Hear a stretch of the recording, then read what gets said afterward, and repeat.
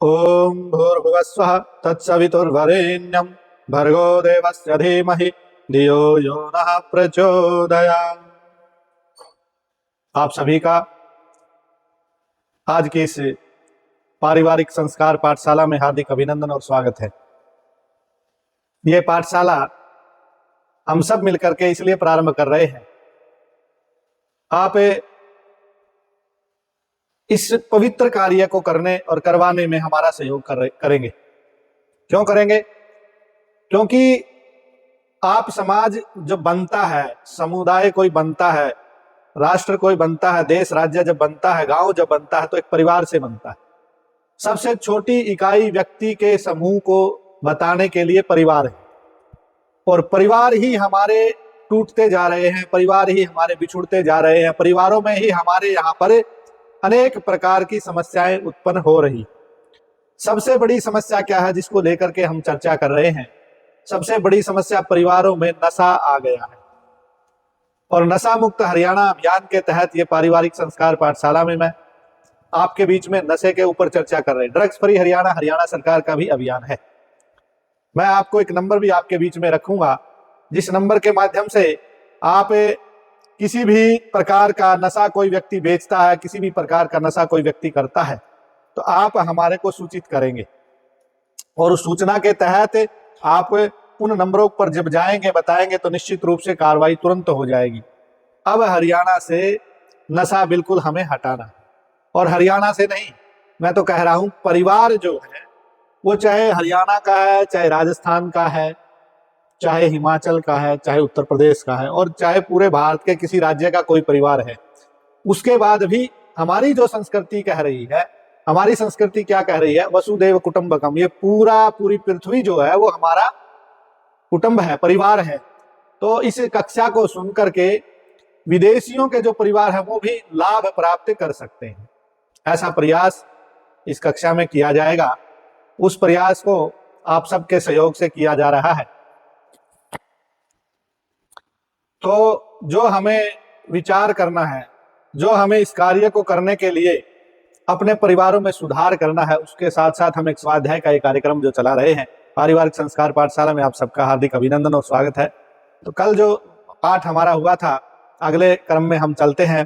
क्या स्वतंत्रता की बलि वेदी पर उन शहीदों ने अपने प्राणों को इसलिए तिल तिल कर जलाया था कि स्वतंत्रता की प्राप्ति के पश्चात शराब के साथ रंगरलियां मनाई जाएगी, गांजा और शराब पिया जाएगा, सुल्फा पर रगड़ रगड़ करके। ऐसा देश नहीं था, ऐसे देश के लोग यहाँ नहीं थे, ऐसे परिवार के लोग यहाँ नहीं थे। आप लोग देखते हैं कि सुल्फा रगड़ करके पीते हैं और लेते हैं भोले बाबा का नाम। किसी देवता की आड़ में, देखो कोई गलत कार्य भी कर रहे हैं तो देवताओं की आड़ लेकर के कर रहे हैं।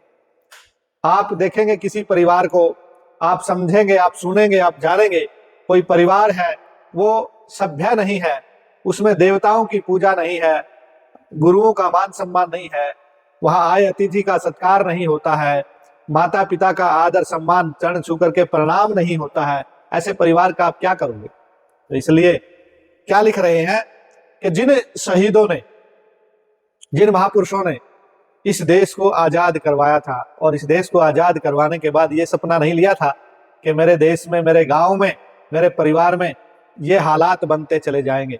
तो बहुत सारे नशे इस देश में फैल रहे हैं, जिनके ऊपर पीड़ा है, परिवारों की पीड़ा है, जिनके ऊपर महापुरुषों को पीड़ा है, साधु संतों को पीड़ा है। तो आगे लिख क्या रहे हैं, मैं आपको, शराब रंगरलियां मनाना, क्या वीर शिरोमणि नेताजी सुभाष चंद्र बोस ने दिल्ली चलो का नारा इसलिए लगाया था कि तुम शराब की प्यालियों में प्यालियां अपने मुंह से लगाए रखना?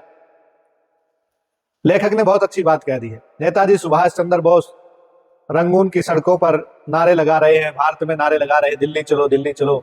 इस देश को आजाद करवाने के लिए लाखों लोगों ने मेहनत और पुरुषार्थ किया है, लाखों लोगों ने शहादत दी है, लाखों लोगों ने अपने जीवन को आहूत कर दिया है। इसलिए किया था कि ये देश वही राम और कृष्ण का देश बनकर के इस देश के वासी फिर से इस पूरे विश्व का मार्गदर्शन करेंगे, और फिर से इस पूरे विश्व में विश्व गुरु कहलाएंगे। ऐसे सपनों के साथ इस देश को आजादी के उस महोत्सव को मनाने के लिए उन महापुरुषों ने, उन शहीदों ने, उन क्रांतिकारियों ने अपने प्राणों को आहूत कर दिया, अपने प्राणों को न्यौछावर कर दिया। किसके लिए? आप लोगों के लिए। इसलिए हमारा कर्तव्य क्या बनता है? हमारा कर्तव्य ये बनता है हम जरूर विचार करें। तो आगे क्या कह रहे हैं? क्या विनायक सावरकर ने इसलिए उमड़ते विशाल समुद्र में छलांग लगाई थी?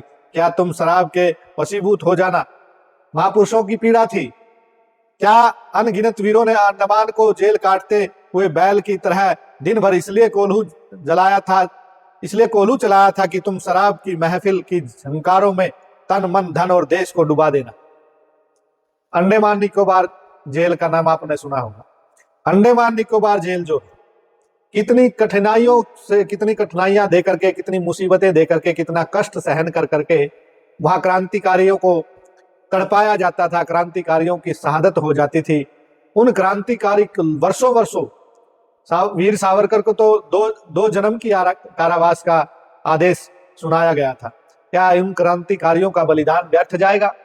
क्या उन क्रांतिकारियों की उस शहादत को आप इस तरह शराब की प्यालियों में समैक के नशे में दवाइयां इंजेक्शन लगा लगा कर बेसुध हुए पड़े रहोगे? क्या इसलिए देश को आजाद करवाया था? हमें विचार करना होगा। आगे क्या लिखते हैं? यदि उन्हें यह पता होता कि हमारी लाशों पर खड़े होने वाले स्वतंत्रता रूपी भवन का इस तरह दुरुपयोग किया जाएगा। एक क्रांतिकारी, एक शहीद, एक देशभक्त इस बात को बोल रहा है। आप परिवार में ये जो कक्षा मेरे मुखारविंद से सुनोगे, आप साथ साथ विचार और चिंतन जरूर करना। क्या उन शहीदों ने इस स्वतंत्रता रूपी भवन का इस तरह दुरुपयोग होगा, क्या ऐसा सोचा था? यदि ऐसा सोचते तो आप लोगों के लिए आजादी के सपने बिल्कुल भी नहीं बुनते। प्यारे भाइयों, देशवासियों, इस देश से ये नशा बिल्कुल समाप्त करना है। हम ऐसे परिवार बनाएं। कैसे परिवार बनाओगे? जैसे राम और कृष्ण का परिवार था। अनेकों परिवार हुए हैं जिन परिवारों ने, नेताजी सुभाष चंद्र बोस का परिवार था, आजाद चंद्रशेखर का परिवार था, हमारे जो वीर भगत सिंह का परिवार था। पूरा का पूरा परिवार आजादी की लड़ाई में कूदा हुआ है, अनेक कष्ट सहन कर रहे हैं। क्या आपको आजादी इसलिए दिलवाई थी कि आप शराब के नशे में, आप चरस के नशे में, आप गांजे और सुल्फे के नशे में डूब जाओगे? ऐसा नहीं करना है। क्यों नहीं करना है? एक बार क्या हुआ, जो हमारे चंद्रशेखर आजाद जो थे, परिवार में 2 ही लोग बचे हुए हैं। क्रांतिकारियों के परिवारों ने बहुत कष्ट सहन किया है। उन कष्टों को यदि थोड़ा सा भी आपके इस कक्षा में, मैं आपको इसलिए इस पाठशाला में ये बातें आपको सुनाना चाहते हैं, और पूरे परिवार के लोग यदि सुनेंगे, आजकल के बच्चे जो हैं वो इस तरह की कहानियां, इस तरह की जो बलिदानी कहानियां हैं वो आपको सुनाई नहीं देती है। आपको क्या लगता है, आज आपके घर में जो ऐशो आराम की जो सुविधाएं हैं, गाड़ियां हैं, वो क्या आपके पिताजी ने पुरुषार्थ करके लाई हुई नहीं है क्या? जब आप उस पुरुषार्थ को देखोगे, जब आपको उस पुरुषार्थ का पता लगेगा, तो निश्चित रूप से आपके पिता के सामने आपका मस्तक झुक जाएगा। झुकना चाहिए। ऐसी औलाद एक भी परिवार में नहीं होनी चाहिए जो अपने माता पिता के किए हुए पुरुषार्थ को न माने, और जो किए हुए पुरुषार्थ को नहीं मानता उसको कृतघ्न कहा। ऐसे कृतघ्न हम न बने, ऐसे कृतघ्न परिवार भी नहीं होने चाहिए जिसमें बड़ों का सम्मान न। तो मैं जो बात आपको कह रहा था, क्रांतिकारियों के परिवार टूट गए, बिछुड़ गए, यातनाएं सहन कर रहे हैं, सभी भाई जेल में बंद हैं, माता पिता बाहर हैं, कोई संभालने वाला नहीं है। चंद्रशेखर आजाद, 2 ही परिवार में सदस्य बचे हुए हैं, और परिवार के सदस्य 2 बचे हुए हैं, और चंद्रशेखर आजाद दर दर की ठोकरें खा रहे हैं, बाहर घूम रहे हैं, छिप छिप करके अपना जीवन व्यतीत कर रहे हैं। अंग्रेजों ने कहा कि इनको जिंदा या मुर्दा पकड़ना चाहिए। सभी क्रांतिकारियों के समक्ष सूचना पहुंची, और छिप छिप करके जीवन जी नहीं रहे, छुप छुप करके अपने जीवन को आगे चलाते हुए आजादी की लड़ाई लड़ रहे। इतनी कठिनाइयां, मुसीबतें यदि आपको आज सहन करनी पड़ जाए तो आप देखना कितना कष्ट होता है। तो चंद्रशेखर आजाद के पास, उसमें राम प्रसाद बिस्मिल, चंद्रशेखर आजाद, सभी लोग ये इकट्ठे रहते थे। क्रांतिकारी लोग। सूचना आई कि परिवार में भाई साहब आप दो ही लोग, माताजी बच गई हैं और आप हो, आप हमारे साथ रहते हैं और माताजी का क्या हालचाल है पता लगाना चाहिए। तो सूचना कहीं ना कहीं से पहुंची, तार के माध्यम से, खत के माध्यम से, लेटर के माध्यम से सूचना पहुंची। मोबाइल आदि की सुविधा नहीं थी। सूचना पहुंची कि माताजी बहुत बीमार हैं और बीमारी का कारण केवल और केवल क्या था, आपको जानकर अति प्रसन्नता होगी, प्रसन्नता नहीं होगी, आपको जान करके मन में, दिल में पीड़ा होनी चाहिए। क्या ऐसे अभाव में, ऐसी गरीबी में भी कितना बड़ा संकल्प चंद्रशेखर आजाद और उनका परिवार लिए हुए हैं कि देश को आजाद करवाना है, अंग्रेजों से लड़ना है। माताजी का सूचना माताजी की प्राप्त हुई। पता लगा कि माताजी बीमार है। बीमारी का कारण सिर्फ और सिर्फ सर्दी का महीना था और ओढ़ने के लिए कंबल तक भी नहीं था। सभी साथी क्रांतिकारियों ने विचार किया कि कुछ पैसे जो इकट्ठे किए हैं, जो आजादी की लड़ाई के लिए हथियार खरीदने के लिए सभी ने इकट्ठे किए थे, उन पैसों में से माताजी के लिए कंबल भेज दिया जाए। तो चंद्रशेखर आजाद क्या कहते हैं, ये भारत माता को आजाद कराने के लिए पैसे इकट्ठे किए हैं, ये मेरी माँ के कंबल के लिए इकट्ठे नहीं किए हैं। इसलिए यदि कोई व्यक्ति इन पैसों को मेरी माँ के कंबल के लिए प्रयोग करेगा तो पहली गोली माउजर से उसी को मार दूंगा। भारत माता आजाद करवानी है, कितनी पीड़ा लेकर के वो लोग घूम रहे हैं। और उन लोगों ने कैसा भारत बनेगा, कैसे परिवार इस भारत देश में होंगे, क्या ऐसे नशेड़ी परिवार इस देश में, इस भारत की भूमि पर, इस हरियाणा की पवित्र भूमि पर रहेंगे, बनेंगे, क्या ऐसा सपना उन लोगों ने सोचा था? इसका दायित्व, इसका कर्तव्य किसके ऊपर है? यदि उन्हें यह पता होता कि हमारी लाशों पर खड़े होने वाले स्वतंत्रता रूपी भवन का इस तरह दुरुपयोग किया जाएगा तो कदापि मस्ती भरी चाल में फांसी के फंदे की ओर यह गीत गाते हुए अग्रसर न होते। मालिक तेरी रजा रहे और तू ही तू रहे, मालिक तेरी रजा रहे और तू ही तू रहे, बाकी न मैं रहूं और न मेरी आरजू रहे। कितने बड़े विचार उन क्रांतिकारियों के थे। सिर्फ और सिर्फ किस लिए? सिर्फ और सिर्फ इसलिए इस देश के परिवार संस्कारी परिवार हों। इस देश में कोई भी व्यक्ति दुखी नहीं होगा, कोई भी व्यक्ति नशेड़ी नहीं होगा, कोई भी व्यक्ति शराबी नहीं। नशा किसी भी वस्तु का हो, चाहे नशा शराब का है, चाहे नशा स्मैक का है, चाहे अफीम का है, चाहे गांजे का है, और मैं तो इतनी बात कहूंगा, चाहे हुक्के का नशा है, चाहे बीड़ी का नशा है, चाहे सिगरेट का नशा है, आपको ये पीने की वस्तुएं नहीं, आपके लिए नहीं। यदि ये आपके लिए होती तो अंतिम समय में जब आपके फेफड़े बिल्कुल काले हो जाते हैं और धुएं में उन फेफड़ों के छिद्र बंद हो जाते हैं और जब अंतिम अवस्था होती है तो आपको श्वास आना और फेफड़ों से श्वास जाना और उनको शुद्ध करना बंद हो जाता है, तब आपको डॉक्टर बताता है, और डॉक्टर ही नहीं बताता है, आपको भी महसूस होता है कि मैंने जीवन भर धूम्रपान किया है, मैंने जीवन भर ऐसे गलत गलत नशे किए हैं, जिसका परिणाम आपको अंतिम समय में दिखाई देता है। इसलिए अपने परिवार में हमको ये प्रयास जरूर करना है, अपने परिवार में हमको ये पुरुषार्थ जरूर करना है, हम किसी भी प्रकार का नशा अपने परिवार में नहीं आने दें।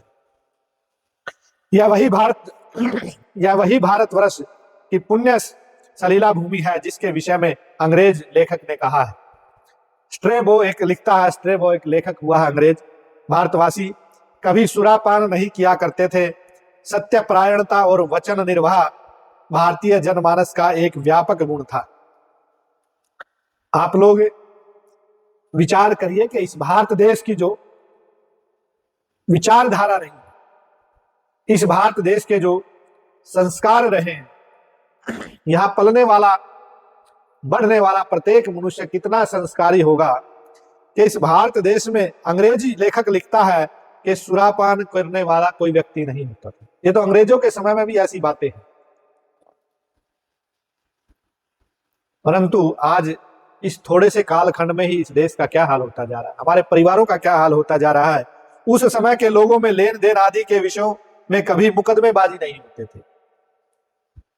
आज आप देख रहे हैं अड़ोसी पड़ोसी में मुकदमा है,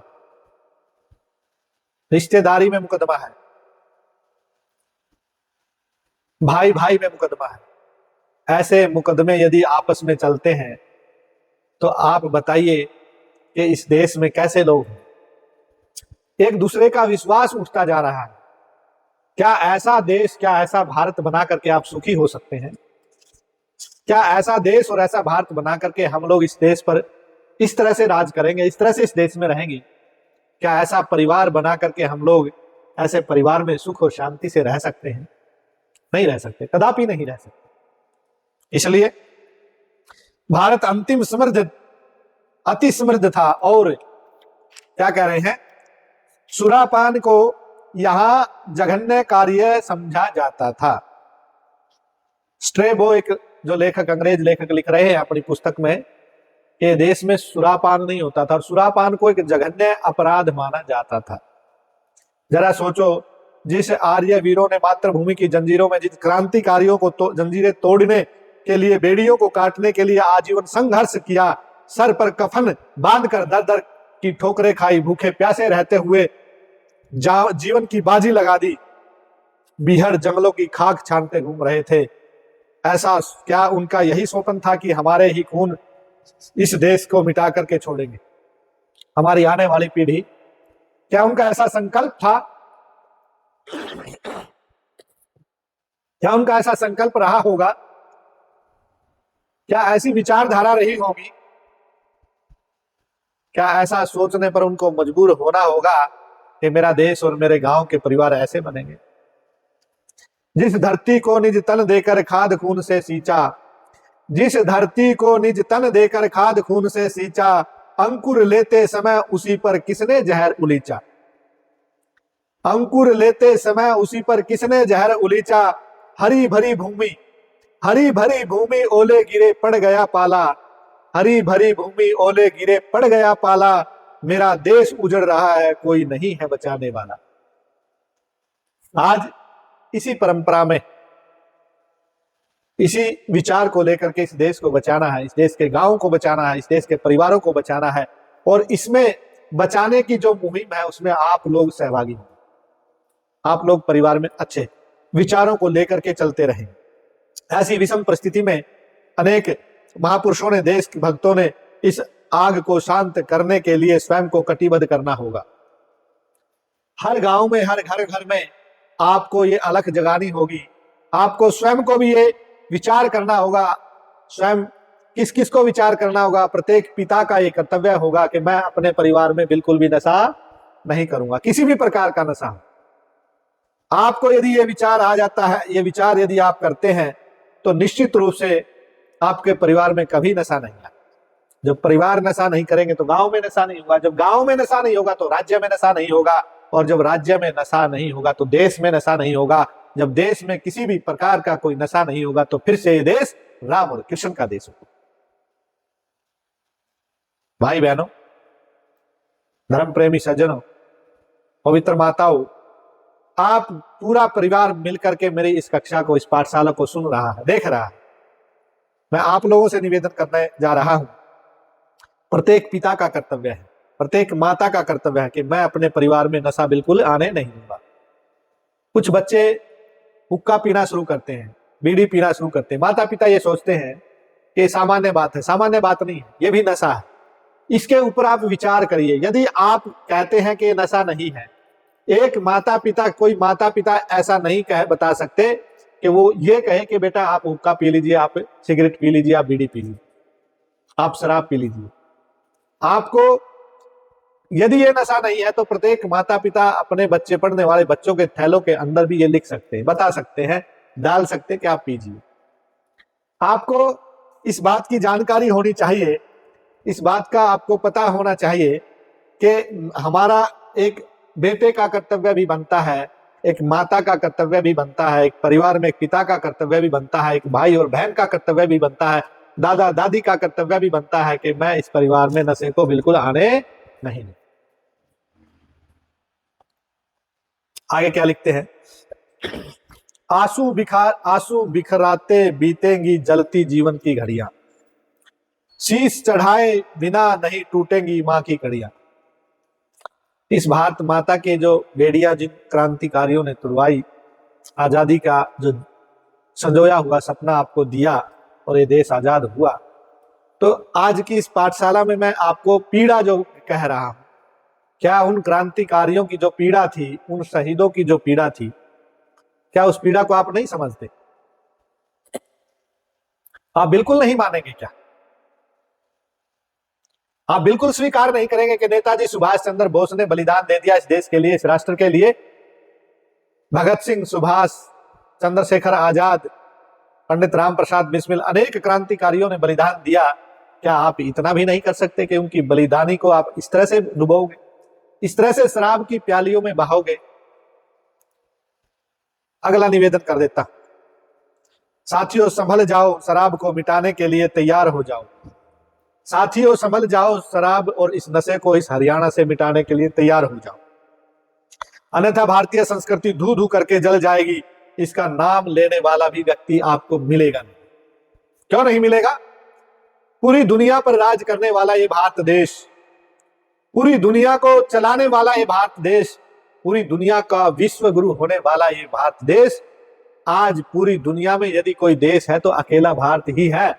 दूसरा कोई देश इस संस्कृति को, इस नाम को मानने वाला नहीं। एक भी देश, 206 के लगभग देश है, कुछ घटते बढ़ते रहते हैं, उन सभी में एक भी व्यक्ति नहीं है, एक भी कोई देश ऐसा नहीं है जो आपकी परंपराओं को मानता हो।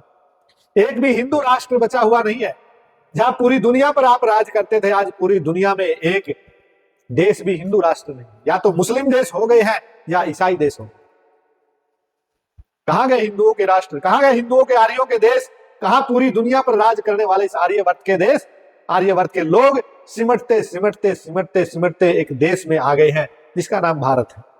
और उस भारत की संस्कृति को आप लोगों के ऊपर ये कलंक लग जाएगा, धू धू करके वो संस्कृति जल रही है। ये हमारी संस्कृति नहीं थी कि हमारे परिवारों में, राम और कृष्ण के परिवारों में इस तरह से हुक्का गुड़गुड़ाया जाएगा, इस तरह से माता या पिता या कोई भाई या बहन या कोई और व्यक्ति शराब की प्यालियां पी पी करके यहाँ झगड़ा और फसाद करेगा। ऐसे परिवार नहीं थे, नहीं होने चाहिए थे। इसलिए विचार करो, जरूर विचार करना पड़ेगा। अपने परिवारों से ये नशा रूपी नागिन आपको मार भगानी है, बाहर निकाल देनी है। इसका इस देश में और इस देश के एक भी परिवार में कोई स्थान नहीं, और ना ही कोई स्थान आपने रहने देना।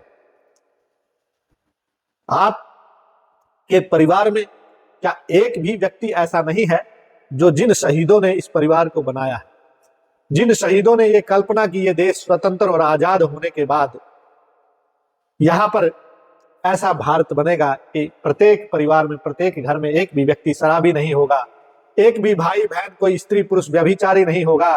परिवार में गाय के बछड़े कूदेंगे, परिवार के अंदर गाय के दूध की नदियां बहेंगी, लोग शराब की नदियां बहा रहे हैं।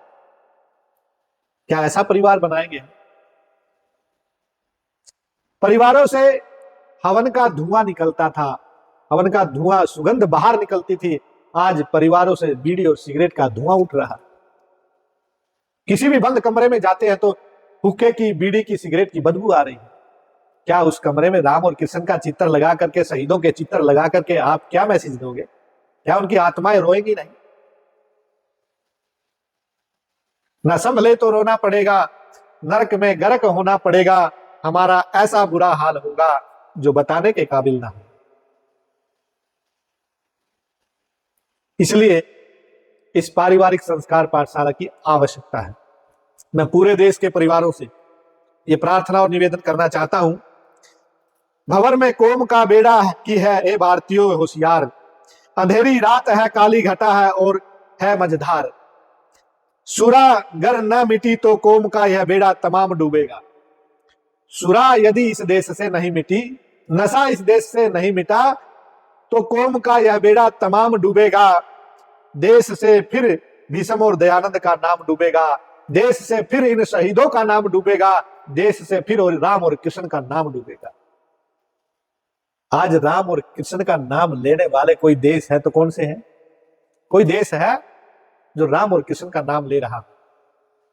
एक भी देश इस दुनिया में भारत को छोड़ करके दूसरे कोई देश राम और कृष्ण की संस्कृति को नाम लेने वाले नहीं है। सब परिवर्तन हो गया। जब पूरे विश्व में, पूरे विश्व भर में राम और कृष्ण के आदर्श और चरित्र का नाम लिया जाता था, आज पूरे विश्व में भारत में ही राम और कृष्ण का नाम लिया जाता है। और भारत में भी बहुत सारे राज्य ऐसे हो गए हैं, बहुत सारी जगह ऐसी हो गई है, राम और कृष्ण का विरोध होना शुरू हो गया है। क्या ऐसा देश बनाओगे? क्या ऐसे परिवार बनाएंगे? इसलिए मैं हाथ जोड़ करके प्रार्थना पूरे देश के परिवारों से कर रहा हूं, आपके प्रत्येक घर में, प्रत्येक परिवार में ये मेरी इस पारिवारिक संस्कार पाठशाला की वीडियो आप अपने YouTube चैनल पर, आप अपने परिवार में टेलीविजन पर YouTube खोल करके उस पर चलाइए और पूरे परिवार को आध घंटे के लिए प्रतिदिन बैठाइए। आपके बच्चों में संस्कार आएंगे, इस संस्कार को लेकर के आपके बच्चे फिर से राम और कृष्ण की संस्कृति को इस देश में फैलाएंगे। जब राम और कृष्ण की संस्कृति, मेरे फैलाने से इस राम और कृष्ण की संस्कृति नहीं फैलेगी, प्रत्येक परिवार का प्रत्येक व्यक्ति इस संस्कृति को फैलाएगा, फिर से ये देश महान बन जाएगा और फिर से ये देश विश्व गुरु बन जाएगा। और जब ये देश विश्व गुरु होगा तो फिर से इस पूरे संसार में, पूरे देश में शांति पैदा हो जाएगी। और जब शांति पैदा हो जाएगी तो निश्चित रूप से प्रत्येक व्यक्ति सुख और चैन की नींद से सोएगा, सुख और चैन की नींद से सो करके सुख और चैन की नींद से उठेगा और सुख और चैन से इस देश में रहेगा। प्रत्येक भाई बहन में प्यार और प्रेम बढ़ेगा, प्रत्येक माता पिता का मान और सम्मान रहेगा। इस तरह से भारत देश फिर से महान हो जाएगा। इन्हीं शब्दों के साथ बोलिए गौ माता की जय हो, भारत माता की जय हो, देश पर शहीद होने वाले शहीदों की जय हो। सभी को सादर नमस्ते, जय श्री राम।